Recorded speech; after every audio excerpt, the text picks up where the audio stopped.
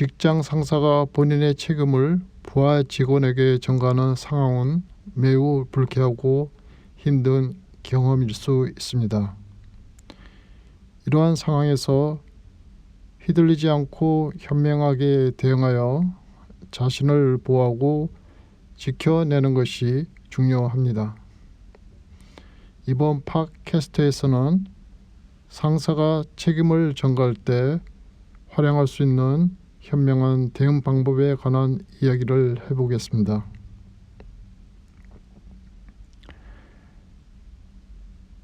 회사에서 일이 잘못되었을 때 부하 직원에게 책임을 전가하는 상사들은 여러 가지 복합적인 이유와 심리적인 메커니즘을 가지고 있습니다. 물론 단순히 나쁜 상사라고 단정하기보다 그들의 성격적 특성, 리더십 스타일, 그리고 불안감 등 다양한 요인을 이해하는 것이 중요합니다.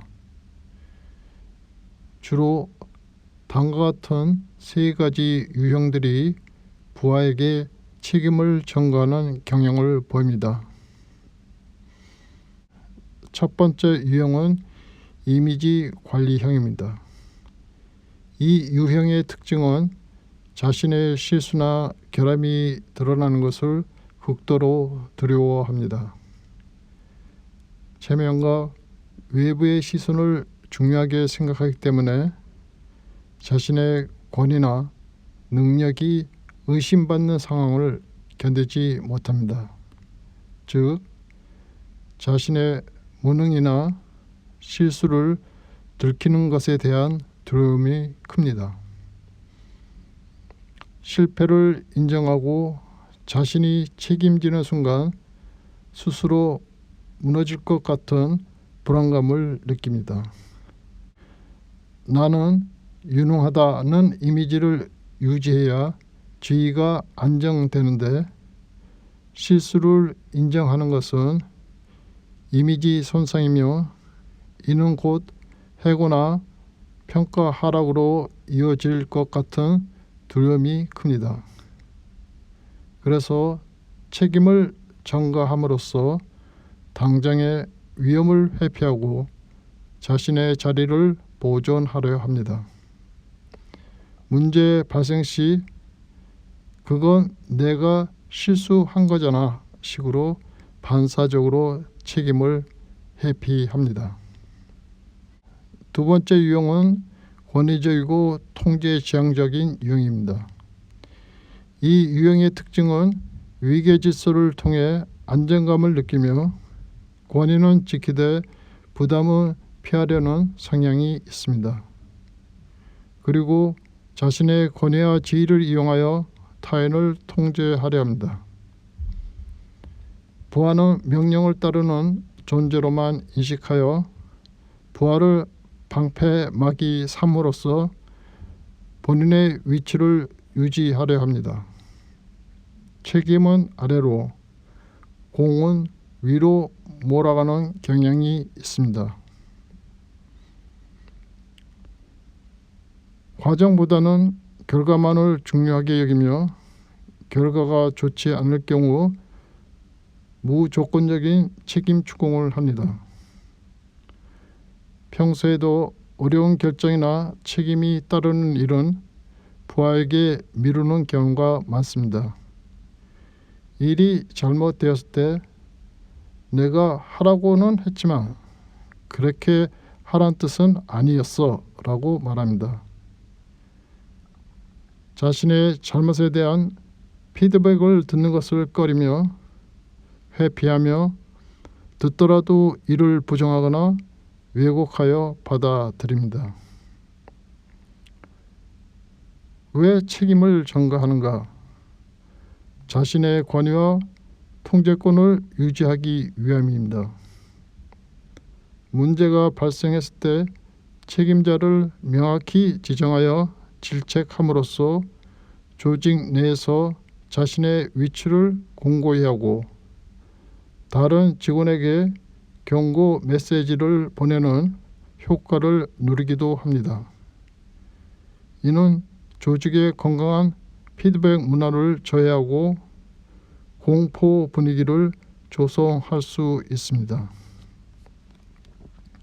세 번째 유형은 미숙하고 리더십 역량이 부족한 유형입니다. 이 유형의 특징은 문제 해결 능력 부족입니다. 문제가 발생했을 때 근본적인 원인을 분석하고 해결책을 모색하기보다 당장 눈앞의 책임을 회피하는 데 급급합니다. 애초에 업무 지시 자체가 모호하거나 불분명하여 부하 직원이 업무를 제대로 수행하기 어렵게 만드는 경우가 많습니다. 그럼에도 불구하고 결과가 좋지 않으면 부하의 탓을 합니다. 부하 직원이 어떤 어려움을 겪는지, 어떤 지원이 필요한지 관심이 없으며 단순히 일을 처리하는 도구로만 생각합니다. 리더로서 일 경험이나 교육이 부족하여 위기 상황 대처 능력이 떨어지거나 자신의 미숙함을 인정하지 못하는 경향이 있습니다. 왜 책임을 전가하는가? 리더로서의 역량 부족과 미숙함 때문입니다. 문제가 발생했을 때 어떻게 대처해야 할지 모르거나 자신이 책임을 질 능력이 없다고 생각하여 가장 쉬운 방법이 부하에게 책임 전가를 택하는 것입니다.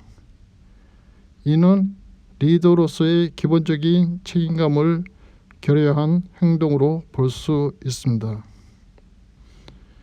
이러한 상사 유형들은 매우 부정적인 영향을 미칩니다.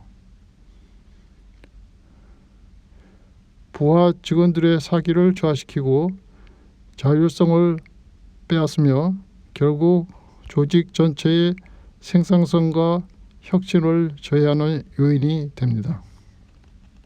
책임 전가는 나쁜 성격의 문제가 아니라 불안을 다루는 방식의 차이입니다. 따라서 정서적으로 휘말리지 말고 사실 기록과 합리적인 프레임으로 대응해야 합니다. 우리가 할 수 있는 대응 전략은 다음과 같습니다. 첫째로, 대화는 DESC 기법으로 대화하세요. 이 기법은 갈등 상황에서 감정을 상하지 않게 하면서도 자신의 입장을 분명히 전달하고 건설적인 해결책을 제시할 수 있는 대화 구조입니다. 이 기법은 4단계로 구성되어 있습니다. 책임 전가하는 상사의 예를 들어 설명하겠습니다. 첫 번째 단계인 D단계는 객관적인 사실을 설명하기입니다. 예를 들어 지난 보고서 수정권에서 최종 승인 없이 제출되었다는 지적을 받았습니다.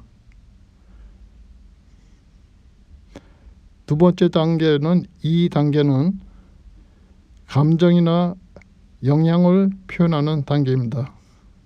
예를 들어 그 과정에서 저희 책임처럼 보였고 당황스럽고 억울했습니다.